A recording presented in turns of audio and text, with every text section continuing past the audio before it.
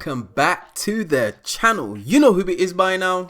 Jimothy. So ladies and gents, it has been a while. Work has been busy to say the least, but we are back with another video, and we are pushing on to 2025, ladies and gents. And going into the next format, this is probably something that I'm gonna test out, and that is Rescue Ace Fiendsmith. Now if you see the replay, the deck does Rescue Ace things, and it's good to have airlifter back to 3. I feel like the Fiendsmith stuff definitely complements the engine. You've got 2 pushes basically, alongside a few hand traps. There's not as many hand traps as I would like, but to say the least, there are hand traps in there, along with 2 engine pushes that can be very impactful. We all know what Fiendsmith cards do. We all know that Rescue Ace setting 4 from the deck is just a crazy effect to resolve. You go so plus. But without wasting no more time, ladies and gents, let's get into the list. Now, I haven't built this list in paper, however I do own all the cards, so the next time I manage to make it to locals, I'm probably going to test this just to see how it fares. Now this list is not finished by any stretch of the imagination. There's still a lot of testing to be done, and there's still a few issues with regarding to consistency. Sometimes you draw the one-off bricks that you just can't do anything with. Arguably, you don't necessarily need to play all these bricks, but like I said, I'm still testing. I'm still trying to find out what's optimal, what isn't optimal, and yeah, that's where we are at the moment. So starting us off, we've got 1 Turbulence, highly searchable. We've also got 1 Rescue Ace Preventer, again highly searchable. 1 Rescue Ace Fire Engine. Now I'm not gonna lie, ladies and gents, drawing this in your opening hand alongside another normal summonable Rescue Ace monster feels really good, especially when you got an unsummon effect, or even if you just draw it alongside the Rescue Ace Hydrant, it feels really good. However, it is a brick inherently, so yeah, take of that what you will, ladies and gents. So next, Rescue Ace Fire Attacker. Again, this is just to arguably draw deeper into your deck and kind of like get rid of cards that kind of neg your hand.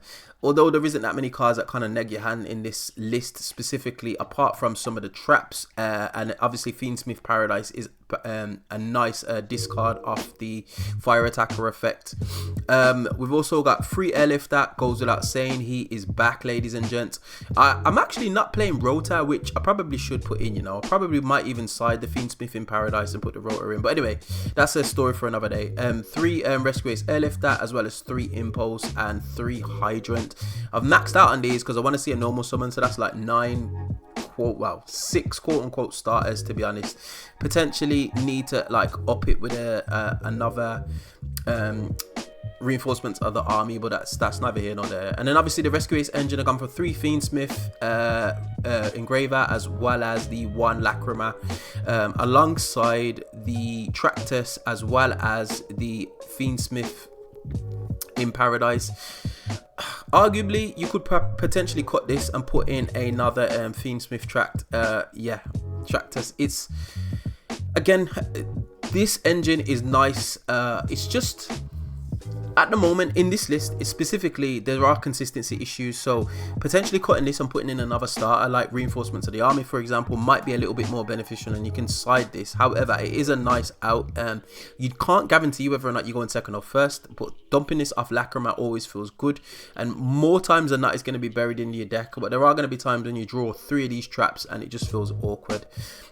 Moving on to the rest of the monsters, we've got 3 Ash Blossoms, goes without saying. 3 double Droll and Lockbird and double Veiler. These can be interchangeable. I quite like Droll, just kind of like forces your opponent to like just, you know, stop like adding, and also it can like shut down Fualas, because once you've managed to get your Turbulence on field, you don't really need to be searching many cards, to be honest. So I do like the Droll.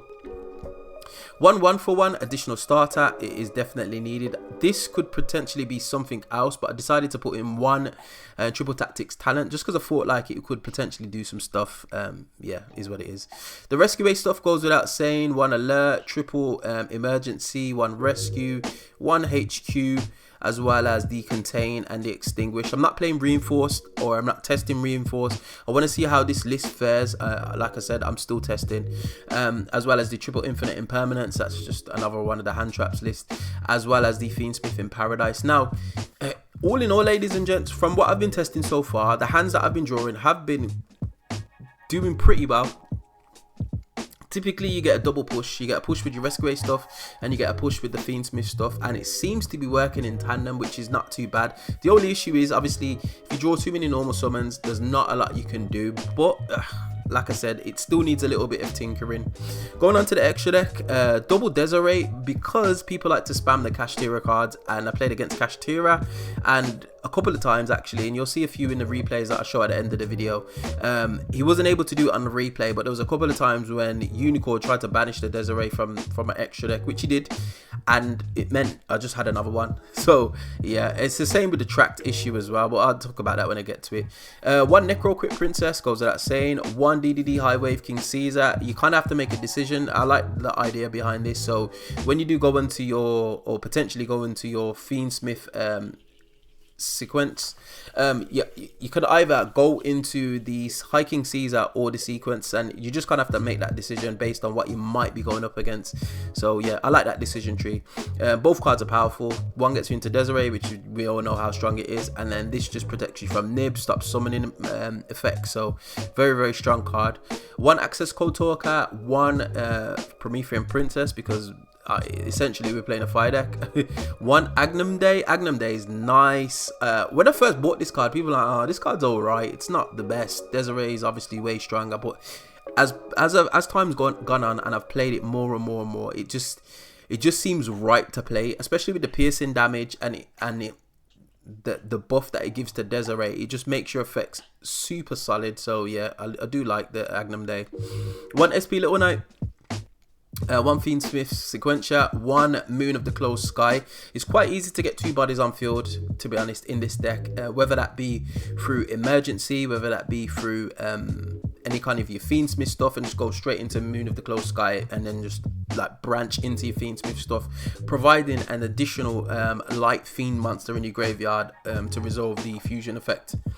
One IP Masquerena, double Fiendsmith Requiem, again for the same reasoning behind Desiree. Like the Kashtira cards, everybody seems to be taking them into the deck where they can, so being able to have an additional push, or just being able to still play the game with double Fiendsmith Requiem definitely does help, because your opponent's seldom just going to go after these cards, and Requiem and Desiree are two hot topics in your extra deck, so bear that in mind, ladies and gents. One Relinquish Anima, as well as the one Ambler Whale.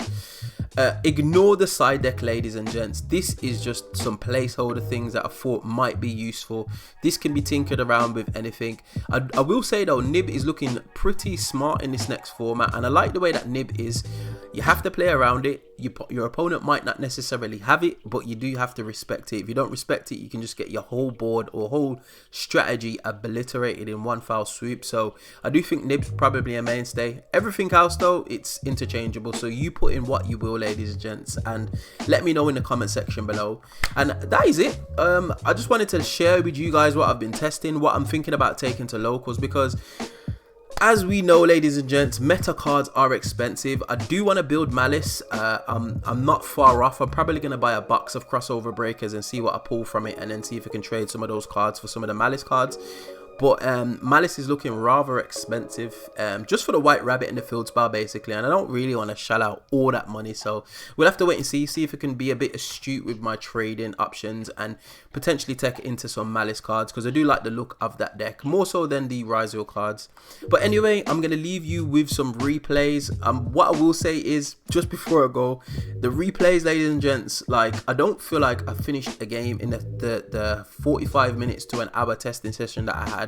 Like literally I would burn through my opponent's like interactions, and then I tried to resolve turbulence and they would just scoop it right there. So apologies for not getting a completed game, but yeah, that's what it is. It's EDO Pro, it is what it is.